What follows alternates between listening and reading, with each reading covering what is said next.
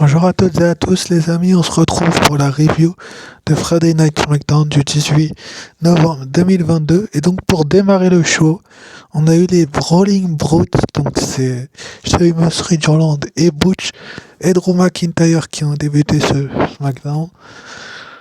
Oui, ils allaient tout simplement nous annoncer leur dernier partenaire pour le match des War Games.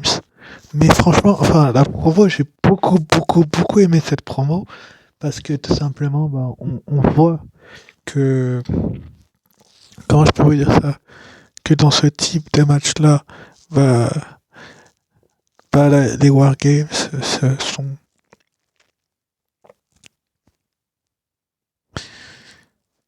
se sont un petit peu trop,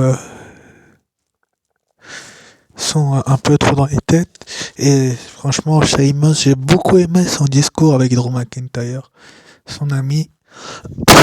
Pardon, excusez-moi, son ami Drew McIntyre qui a tout simplement parlé de la Bloodline. Ils ont parlé de la bagarre de la semaine passée, ce qui était plutôt une bonne chose. J'ai trouvé ça vraiment intéressant qu'ils en parlent parce que tout simplement, s'ils n'en avaient pas parlé, bah, je pense que beaucoup d'entre vous se seraient plaints. Donc là, on a eu ce segment-là pour ouvrir le show et ça a commencé sur les chapeaux de roue avec ce segment parce que franchement, il y a beaucoup de choses à dire sur cette promo. Les Brawling Brutes et Drew McIntyre ont fait un super discours. Ce n'est peut-être l'une de leurs meilleures promos actuellement à la WWE. Et j'en passe ces promos pour tout simplement, tout simplement, comment je peux vous dire ça? Euh, Tout simplement montrer qu'ils étaient sur la bonne voie, que la Bloodline, qu'ils allaient mettre fin à la domination de la Bloodline. Enfin, franchement, c'était assez intéressant comme segment. C'est un point positif que je garde dans ce show parce que il y a peut-être une fenêtre de tir où la Bloodline, tout simplement, bah, est en difficulté. Finalement, au moment où ils allaient annoncer leur partenaire, j'ai pas trop compris ce qui s'était passé. C'est Sami Zayn, donc de la Bloodline, qui les a interrompus. Il a dit que ce soir, il affronterait donc Butch. Sami, on est au courant que tu vas affronter Butch. Tu n'es pas obligé de nous le dire. On est au courant que le match a été annoncé la semaine dernière que tu vas affronter Butch. On est content que tu sois de retour et l'échange aussi était vraiment intéressant, mais le fait qu'il soit de retour, on le savait. Et franchement, il nous a gâché le fait que les Brawling Brutes et Drew McIntyre annoncent leur dernier partenaire. Et franchement, c'est dommageable et je suis content d'avoir vu Sami Zayn. Donc, dans le premier match de la soirée pour la Coupe du Monde de SmackDown, donc c'était le quart de finale, le troisième et avant-dernier quart de finale de ce tournoi. Donc, Ricochet contre Mustafa Ali. Le match en lui-même, il était, comment dire, lent. Enfin, j'ai trouvé ce match assez lent et la blessure de Mustafa Ali l'a beaucoup gêné dans ce match-là. Et c'était vraiment perturbant, je pense, pour lui de catcher avec cette protection-là. Finalement, Ricochet a fait son 450 sur Mustafa Ali à l'envers alors qu'il était debout sur le ring et puis tomber en 2-3. Donc Ricochet se qualifie pour les demi-finales.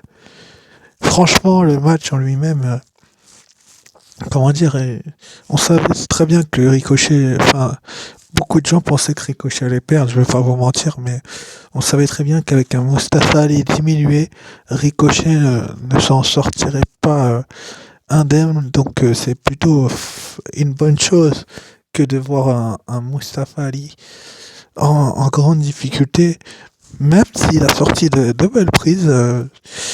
Mais bon, c'est Ricochet qui s'est qualifié. Ensuite, après, du coup, on a eu une interview en coulisses du New Day, donc le New Day, qui nous a tout simplement fait comprendre que ils étaient déçus d'avoir perdu le match de championnat pour les titres par équipe Undisputed, mais qu'ils ont eu un long règne en plusieurs fois, plusieurs règnes, et ils les défendaient leur titre assez souvent alors que les Usos l'ont fait en un seul règne. C'est pas faux ce que dit le New Day.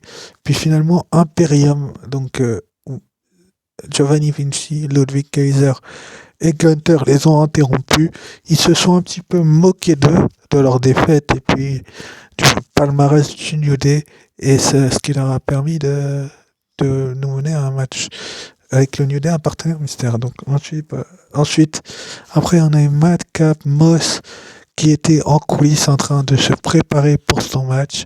Et puis là on a eu Emma qui a fait son retour et qui a fait un match. Elle a perdu malheureusement pour le titre face à Ronda Rousey lors de son retour, qui est venu encourager Madcap Moss. Donc ce segment de romance, en fait, il n'a pas vraiment, comment dire, sa place dans cette carte-là. C'est-à-dire que ils auraient pu, comment je peux vous expliquer ça, nous mettre un segment un petit peu plus intéressant où, où tout simplement Madcap était sur le devant de la scène. Finalement, donc, Madcap a affronté Karrion Kross de la Bloodline. Et Karrion Kross donc a perdu face à Madcap Moss. Non, Karrion Kross, pardon, a battu Madcap Moss, excusez-moi, je suis un petit peu perdu. Et le match était en lui-même, Madcap Moss n'a pas démérité. Il a vraiment tout donné pour mettre en difficulté, inquiéter Karrion Kross, mais en fait, il n'a pas vraiment démérité, hein, Madcap Moss. Il a fait son match, mais bon, Karrion Kross repart avec la victoire. Il avait perdu au Akron Jewel face à Drew McIntyre dans ce match en cage. Là, il renoue avec le succès, Karrion Kross. C'est plutôt une bonne chose finalement que Karrion Kross renoue avec la victoire.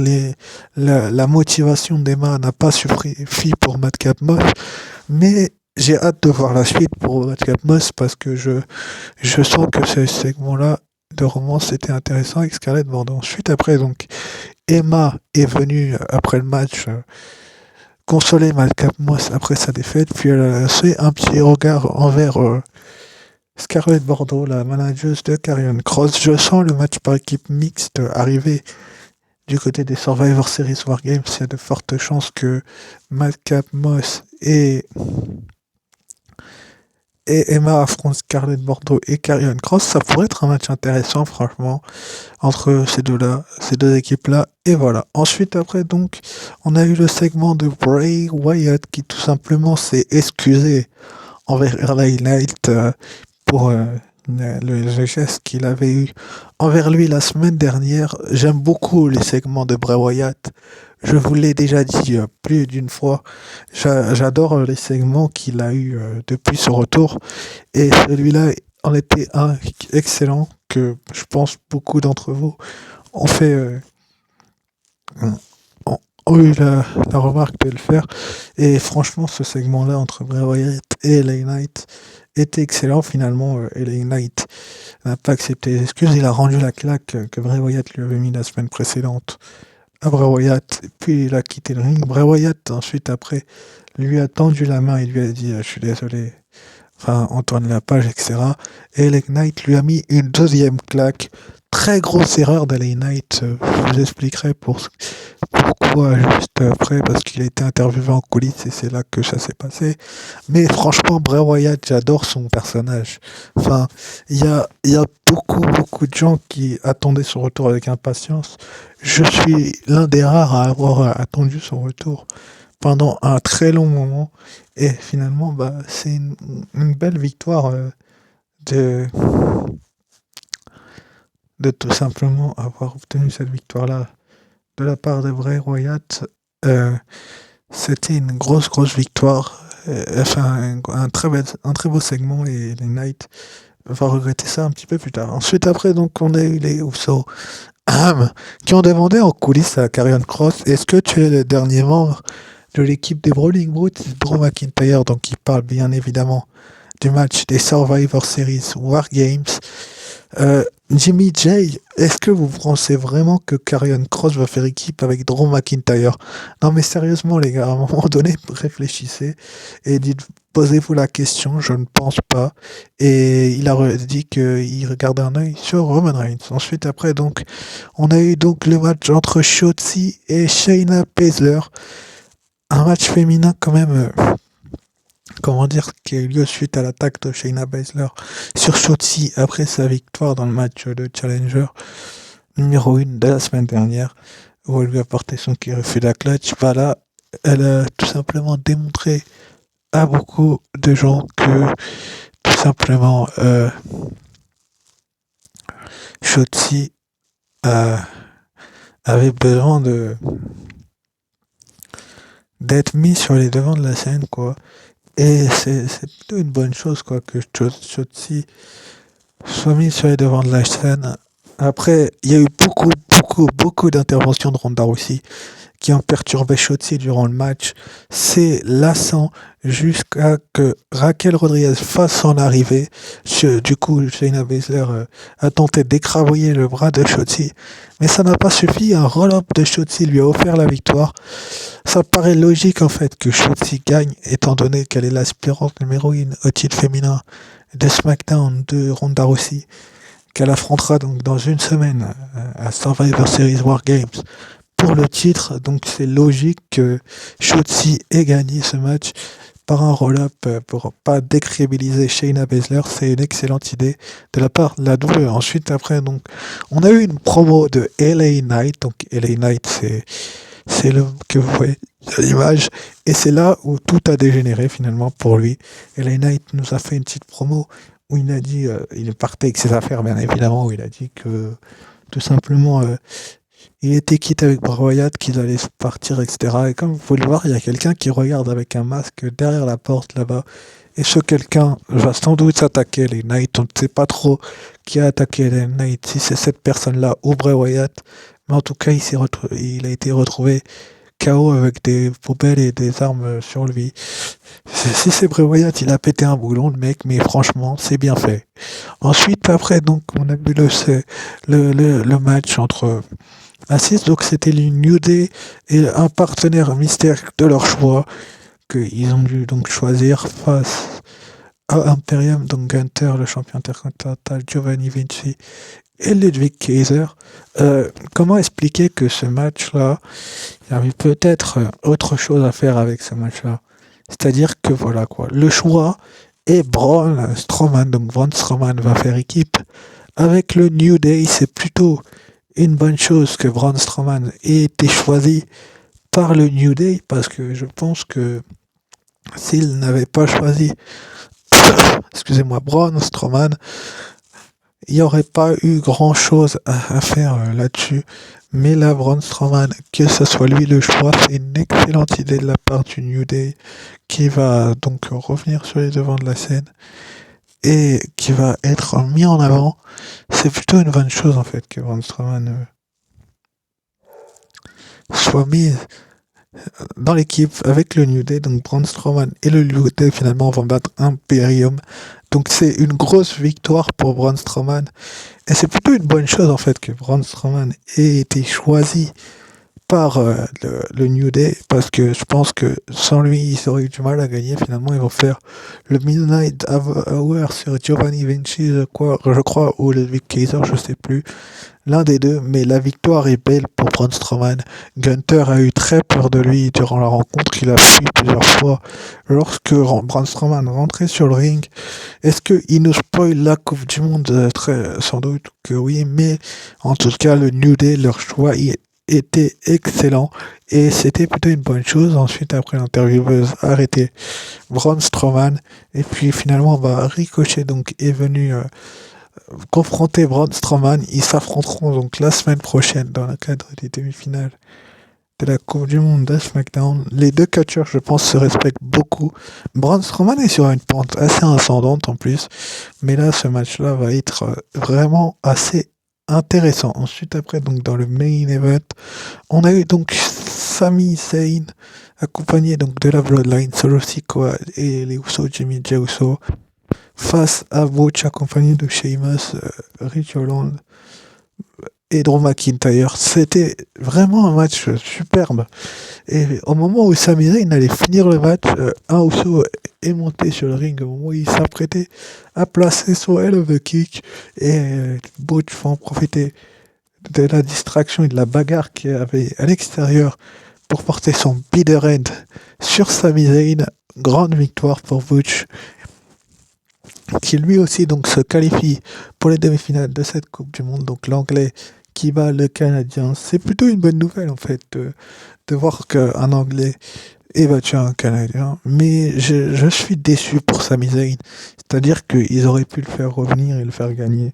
Mais ils ont choisi de faire gagner Butch, ce qui est plutôt une bonne chose du côté de la WWE. C'est le choix tout simplement de, de choisir la victoire et de la donner à Butch. Finalement, donc ensuite, après la victoire de Butch, Roman Reigns va débarquer et va mettre tout le monde au tapis, tout le monde KO tout simplement avec des Superman Punch. Tout d'abord, il va faire un Superman Punch à Ridge Holland, puis ensuite un Spear à Butch, puis il va monter sur le ring, il va faire un Spear à Drew McIntyre, et il va faire un autre Spear comment il s'appelle, à Sheamus. Et donc Kevin Owens finalement va arriver, et avec l'aide de Sami Zayn, ils vont d'abord prendre un petit peu le dessus sur Kevin Owens, mais finalement Roman Reigns à un moment donné va tenter de porter son spear, mais Kevin Owens va l'accueillir avec un coup de pied dans la tempe. Il va ensuite le mettre dans l'abdomen, il va ensuite lui foutre un stunner. Et donc Kevin Owens est bel et bien le dernier membre des Brawling Brutes. Donc ce sera les Brawling Brutes, Ridge Holland, Butch, Sheamus, Drew McIntyre et Kevin Owens qui vont avoir l'opportunité d'affronter la Bloodline. Et comme vous pouvez le voir sur ce regard de la Bloodline, ils sont inquiets car leur chef de table a été mis au tapis par tout simplement l'équipe de Sheamus. Donc Sheamus, Kevin Owens, Drew McIntyre, Ridge Holland et Butch. Donc ils ont été mis au tapis, ils sont surpris finalement que Roman Reigns se retrouve à terre. Sami Zayn, on le voit, il a le regard choqué un petit peu dans le vide. Et c'est plutôt une bonne chose en fait que Roman Reigns soit mis en difficulté. Et voilà.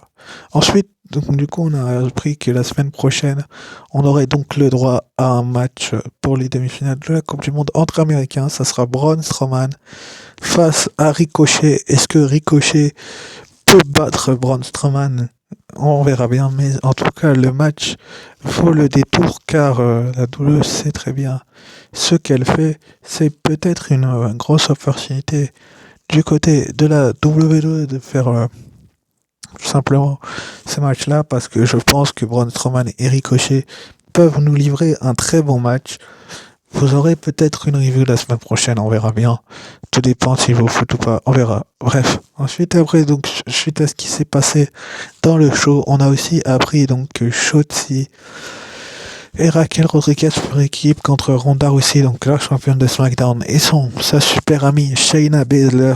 Donc ça va être ça aussi un match assez intéressant où je pense qu'on va apprendre beaucoup de choses sur sur la physionomie de ces matchs-là.